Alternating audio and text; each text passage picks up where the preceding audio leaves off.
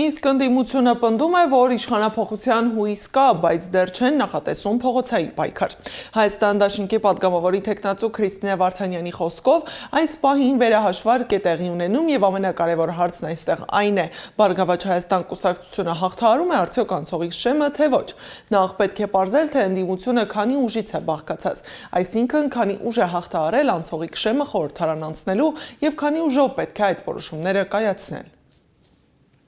Իշխանափոխության հույս ունենք, վերջնական ընտրությունների արդյունքները երբ պարզ կլինեն, մոտակա հանրահավաքներ չեն լինելու, վերջնական ընտրությունների արդյունքները իրականում ամսի 14-ի դրությամբ պարզ կլինի պատկերը, բայց դրանք դեռ վիճարկվելու են սահմանադրական դատարանում, դա էլ է տևական գործընթաց, խոսքը իհարկե ամիսների մասին չէ, բայց խոսքը հաստատ շաբաթների մասին է, իսկ հանրահավաքների այլ գործողությունների մասին այստեղ էլի պիտի կրկնեմ, դա իսկապես միասնական ընդդիմության որոշումները պետք է լինեն, այդտեղ ամեն մեկ ուժ ստացել է որոշակի մասնաբաժին